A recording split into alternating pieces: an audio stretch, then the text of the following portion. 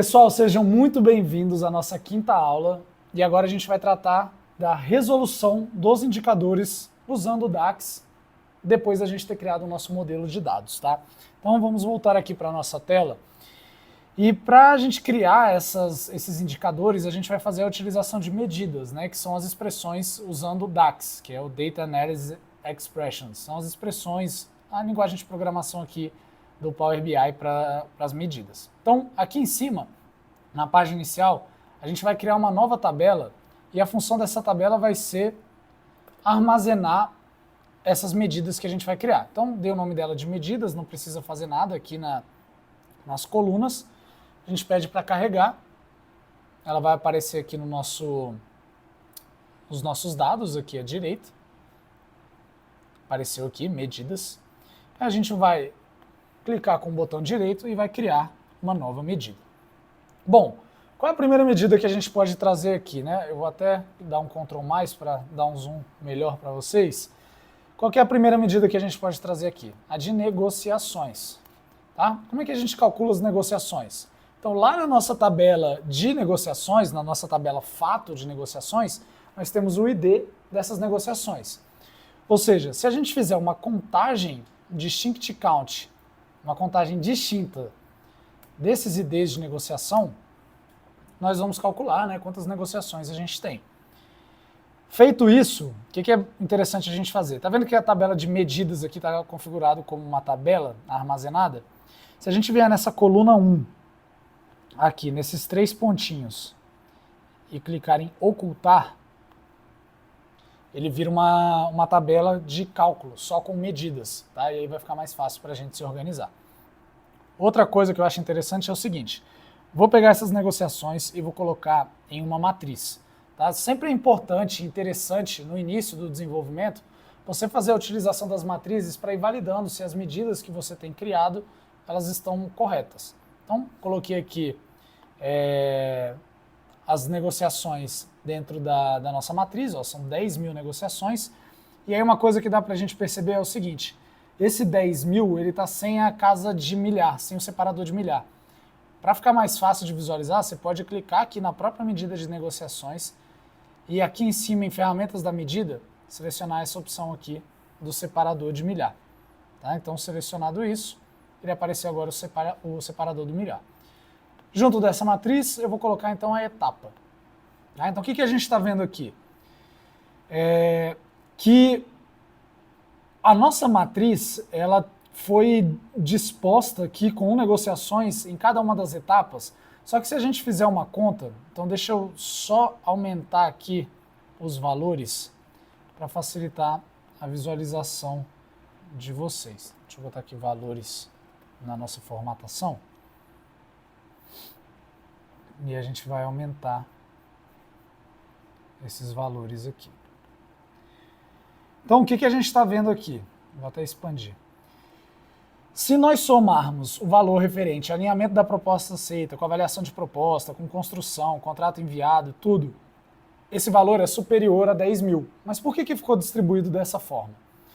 Pensa comigo, se a gente vier aqui na tabela de negociações e pegar uma negociação de exemplo, como por exemplo o ID da negociação de número 10, essa negociação ela passou pela etapa 1, ela passou pela etapa 2, passou pela etapa 3, 4, 5, 6, 7 e parou na etapa 8. O que isso quer dizer? Que essa negociação, quando a gente faz uma contagem distinta desses IDs e avalia essa contagem para cada etapa, então pensa comigo, faz uma contagem distinta dos IDs dessa coluna quando a etapa for igual a 1. Vai dar 1, porque vai ter só uma linha. E quando for igual a 2? Vai dar 2. Vai dar 1 de novo, porque tem só uma linha, que a etapa é igual a 2, e assim sucessivamente. O que isso quer dizer? Que essa medida que a gente calculou, ela serve para nos entregar o funil de vendas. Se eu tentar ordenar essa matriz aqui pela ordem de negociações, a gente vai visualizar que essas etapas aqui, elas seguem exatamente os IDs do nosso funil. Então, por exemplo, a gente vem aqui na nossa tabela de dimensão, cadê a dimensão do funil? Dimensão do funil. e verifica. Prospectado é o primeiro, depois é qualificado para compra, depois é reunião de vendas, depois é follow-up. Então a gente tem aqui, ó, prospectado, qualificado para compra, reunião de vendas, follow-up. Isso indica que os leads que entraram no topo do nosso funil em prospectado, eles começaram a percorrer, né, outros campos. Uma coisa que é interessante da gente perceber aqui também é o seguinte: nós temos 10 mil leads no total. Quando a gente olha o campo prospectado, tem 9.628. Isso é algo muito interessante que a própria análise de dados ela traz. Além de te trazer insights estratégicos, ela vai te trazer insights da sua operação. O que isso quer dizer? Que certamente existem leads que eles entraram no funil sem passar diretamente pela etapa de prospectado. Tá? Depois a gente vai descobrir onde é que esses leads entraram, ou seja, quantas negociações existem que a sua primeira etapa não foi prospectada. Sei lá, às vezes a pessoa botou direto em construção de proposta. Pô, aí você precisa ter uma conversa com o seu time comercial para entender o que aconteceu antes com essa negociação e por que ela foi colocada diretamente em construção de proposta, por exemplo. Porém, agora que a gente tem essa visualização, e ela vai ficar um pouco mais clara, por exemplo, quando a gente coloca aqui essa matriz no formato de um funil. Então, fica muito mais simples de você visualizar que você está tendo esse comportamento decrescente, porque aí você consegue posteriormente calcular como é que está a conversão dentro desse funil. Porém, um ponto interessante da gente trazer aqui é o seguinte: beleza, esse daqui é o comportamento do funil. Mas além de analisar os leads, é interessante a gente analisar o quê?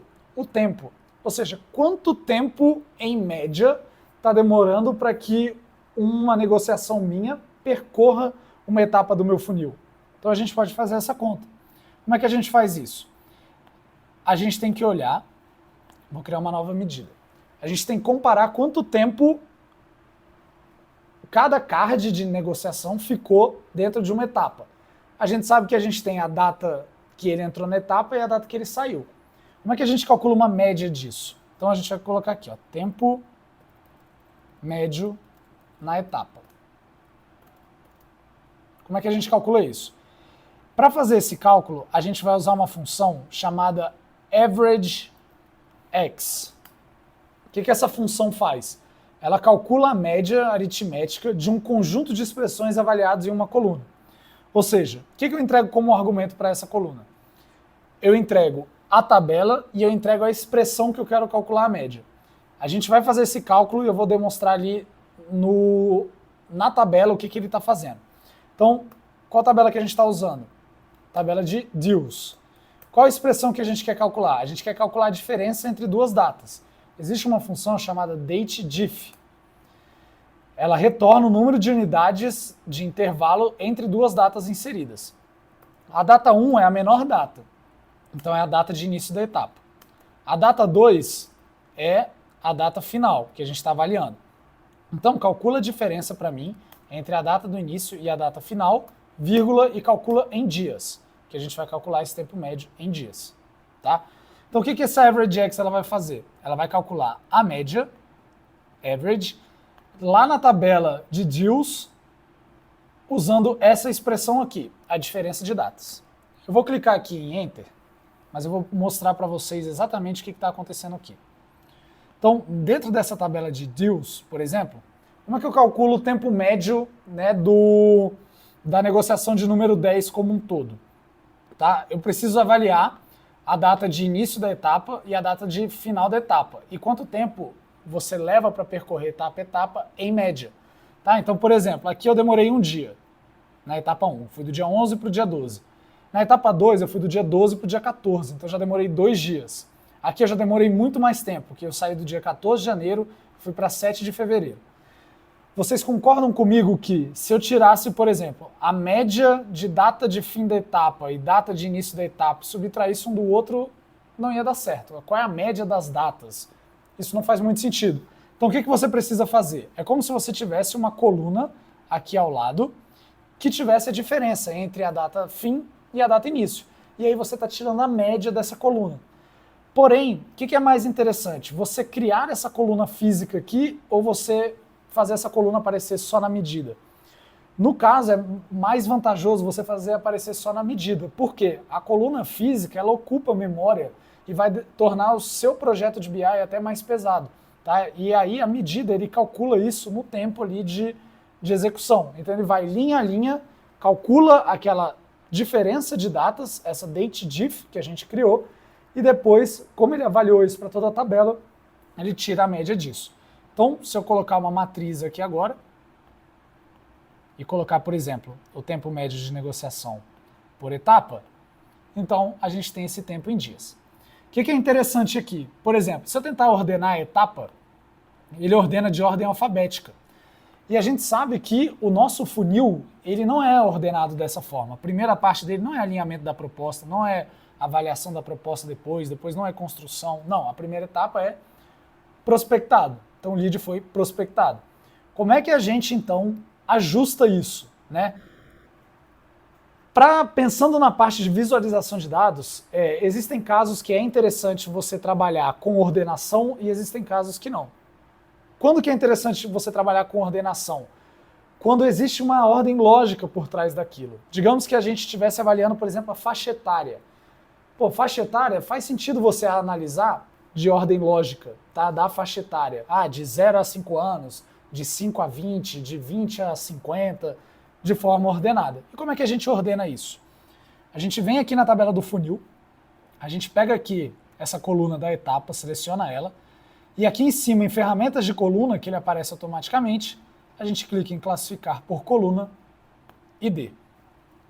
Feito isso, ele já ajeita aqui pra gente e ele vai ficar sempre aparecendo no formato correto. Então agora que a gente já conseguiu ver como é que está o comportamento do funil aqui e como é que está o comportamento do tempo médio, o nosso próximo questionamento é: ok, mas como é que está o meu funil atualmente? Como é que estão distribuídas as minhas negociações atualmente? Quantas delas estão em andamento? Quantas delas eu já fechei? Quantas delas eu já perdi? Todos esses questionamentos que a gente vai trazer, eles vão exigir uma análise a mais no Power Query e na próxima aula a gente vai calcular todos esses indicadores. Vejo você lá.